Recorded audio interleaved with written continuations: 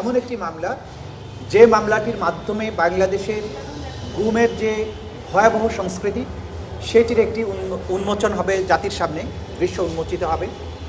এই মামলাটিতে আমরা এখন পর্যন্ত 104 জন মানুষকে গুমপূর্বক হত্যা করে দেশের বিভিন্ন স্থানে, প্রধানত গাজীপুরের একটা রাস্তায় এক রাতে মোট 4 জনকে, আর বাকি 100 জনের মতো ভিকটিম যাদের কথা আমরা বলেছি তাদেরকে বিভিন্ন জায়গা থেকে অপহরণ করে র্যাপিড অ্যাকশন ব্যাটালিয়নের ইন্টেলিজেন্স উইং, অর্থাৎ জিয়াউল হাসান যে সময়ে র্যাবের ইন্টেলিজেন্স উইংয়ের প্রধান ছিলেন, তিনি এই সমস্ত লোকদেরকে গুম করে তাদেরকে বরিশালের অবস্থিত র্যাপিড অ্যাকশন ব্যাটালিয়ন 8 তাদের সহযোগিতা নিয়ে সেখান থেকে চরদুয়ানি হয়ে, চরদুয়ানি ঘাট থেকে চরদুয়ানি খাল হয়ে বলেশ্বর নদী এবং বলেশ্বর নদীর থেকে সাগরের মোহনার দিকে, কখনো সুন্দরবনের দিকে এই ভিকটিমদেরকে ট্রলারে তুলে নিয়ে গিয়ে হাত পা এবং চোখ বেঁধে নিয়ে তাদেরকে মোহনার কাছে গিয়ে জোয়ার ভাটার হিসাব করে তাদের মাথায় গুলি করে, বুকে গুলি করে হত্যা করা হতো।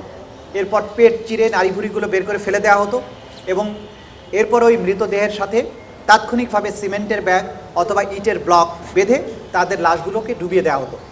কখনো কখনো কিছু এলাকায় বনদস্যু অপারেশনের নামে এই অভিযানে যাওয়া হতো। ভিকটিমদেরকে হাত পা চোখ বেঁধে ট্রলারে নেওয়া হতো, জঙ্গলের ভিতরে গিয়ে ব্যাপকভাবে গোলাগুলি করে একটা আবহ তৈরি করা হতো যে এখানে অনেক যুদ্ধ হয়েছে দস্যুদের সাথে, এবং ভেতর থেকে কয়েকজনের লাশ বের করে এনে বলা হতো যে এদেরকে ক্রস ফায়ারে তারা নিহত হয়েছে। মূলত আমাদের এই তদন্ত রিপোর্টের মূল কথা হচ্ছে যে আমাদের তদন্ত সংস্থা বের করেছে যে আসলে এই ভিকটিমদেরকে আগে থেকে গ্রেপ্তার করে বনের ভিতরে নিয়ে গুলি করে হত্যা করে পরবর্তীতে সাংবাদিকদের সাথে নিয়ে গিয়ে বন্দুকযুদ্ধের অভিনয় করে ভেতর থেকে লাশগুলো বের করে এনে বলতো যে এখানে তারা ক্রস ফায়ারে মারা গিয়েছে। এইভাবে ক্রস ফায়ারে মানুষ হত্যা এবং ট্রলারে করে গুমের শিকার লোকদেরকে সাগরে বা নদীতে নিয়ে গিয়ে এইভাবে নির্মমভাবে হত্যা করে তাদের লাশ যে গুম করে দেয়া, এইরকম 104 জনের ব্যাপারে এখন পর্যন্ত এই মামলায় অভিযোগ আনা হয়েছে। এই আসামির বিরুদ্ধে আরও পূর্ব খুন এবং তাদের লাশ পেট কেটে নদীতে সাগরে ভাসিয়ে দেওয়ার আরও বেশ কিছু হত্যাকাণ্ডের বিবরণ তদন্তাধীন আছে, যেগুলো খুব সহসাই অভিযোগপত্র দাখিল হবে বলে আমরা আশা করছি। এই 104 জন কি হত্যা শিকার হয়েছে? 103 জন দেখেছি না, 104 জন, কারণ হচ্ছে গাজীপুরের যে সজল সহ 3 জন, সজল এবং আরও 3 জন, এখানে মোট 4 জন, আর ওইখানে বরগুনাতে দুটো চার্জে 50-এর অধিক বলা হয়েছে, অজ্ঞাতনামা 50 এবং 50, ওখানে 100, সেই হিসাবে এখানে 104 জন হয়। সবাইকে গুমপূর্বক হত্যা, শুধু হত্যা না, তাদেরকে গুম করা হয়েছে, তারপরে একটা নির্দিষ্ট সময় গোপন বন্দিশালায় আটক রাখা হয়েছে, টর্চার করা হয়েছে, এরপরে তাদেরকে ঢাকা থেকে বা বিভিন্ন জায়গা থেকে বরিশালে নেওয়া হয়েছে, বরগুনাতে নেওয়া হয়েছে, তাদের চোখ পা হাত বেঁধে ট্রলারে উঠানো হয়েছে, তারপরে ট্রলার চালিয়ে সাগর বা নদীর মোহনায় গিয়ে যেখানে গিয়ে ফেললে লাশগুলো ভেসে আবার উজানে আসার কোনো আশঙ্কা নেই সেই রকম একটা জায়গায় নিয়ে গিয়ে তাদের মাথায় এবং বুকে গুলি করা হয়েছে এবং কমান্ডো নাইফ দিয়ে পেট চিরে নাড়িভুড়ি ফেলে দেওয়া হয়েছে। এই অপারেশনটাকে তারা বলতো গেস্টাপো অপারেশন, অর্থাৎ গুমপূর্বক গুলি করে হত্যার পরে নাড়িভুড়ি কেটে ফেলে দিয়ে সাথে ইটের ব্লক এবং সিমেন্ট বেঁধে দিয়ে সাগরে ডুবিয়ে দেওয়া, এই পুরো অপারেশনটার নাম ছিল গেস্টাপো অপারেশন। এরকম শত শত অপারেশন এই আসামি করেছেন, যার মধ্যে 104 জনের ব্যাপারে সোফার এই মামলাতে অভিযোগ দায়ের করা হয়েছে।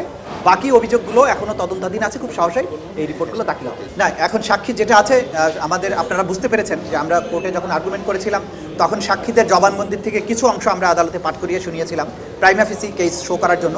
সুতরাং সাক্ষীদের নাম আপনারা জেনে গেছেন, তারা সাক্ষী দিবেন আদালতে এবং সে সাক্ষীর মাধ্যমে তুলে ধরবেন যে গুমের স্ট্রাকচারটা কিভাবে সামরিক বাহিনীর অফিসারদেরকে র্যাবে পাঠানোর কারণে কিভাবে তাদের চরিত্র ধ্বংস হয়েছে, কিভাবে এই অফিসারগুলো সেখানে গিয়ে একটা নিষ্ঠুর খুনিতে পরিণত হয়েছে, সেই কথাগুলো একজন সেনাপ্রধান হিসাবে তিনি অবলোকন করেছেন, সেগুলোর ব্যাপারে ব্যবস্থা গ্রহণের চেষ্টা করেছেন এবং তিনি এটার বিরুদ্ধে অবস্থান নিয়েছিলেন যে সামরিক বাহিনীর অফিসারদেরকে পুলিশের মধ্যে পাঠানো হলে তারা ওখানে যে নিষ্ঠুর খুনি হয়ে আবার বাহিনীতে ফেরত আসে, এটা তাকে চিন্তিত করেছিল, তিনি এটার বিরুদ্ধে ব্যবস্থা নেওয়ার চেষ্টা করেছিলেন।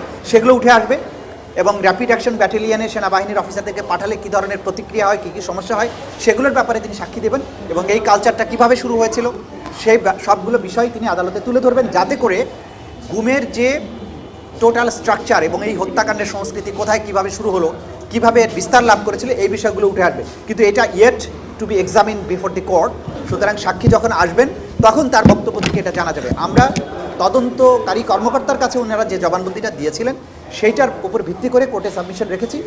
এটা যখন কোর্টে এসে ওনারা বক্তব্যটা রাখবেন তখনই আপনারা পূর্ণাঙ্গ সত্যটা জানতে পারবেন। ওনার বিরুদ্ধে কতজন সাক্ষ্য মানে জবানবন্দি বাকি বিষয় ডিটেল বলা যাবে না, এটা যখন বিচার কার্য শুরু হবে তখন আপনারা বুঝতে পারবেন। গুম কমিশনের রিপোর্ট অবশ্যই একটা মূল্যবান ডকুমেন্ট হিসাবে আমরা দাখিল করেছি আগের রিপোর্টগুলো। সর্বশেষ যে রিপোর্ট দাখিল হয়েছে এবং রিপোর্টের সাথে যত ম্যাটেরিয়াল এভিডেন্স তারা কালেক্ট করেছিলেন এই রিপোর্টটা তৈরি করার পেছনে সব কিছুই এই আদালতে দাখিল করা হবে। সেগুলো একটা এই গুমের মামলা প্রমাণের জন্য মূল্যবান ডকুমেন্ট হিসেবে কাজ করবে। আর হচ্ছে কার উপরে স্যাংশন দেওয়া হয়েছিল কি দেওয়া হয়নি এটার আমাদের খুব বেশি গুরুত্বপূর্ণ না। যদি স্যাংশন থাকে সেটা তো আরও একটা এডিশনাল এভিডেন্স, যুক্তরাষ্ট্র সব কিছু নাও জানতে পারে।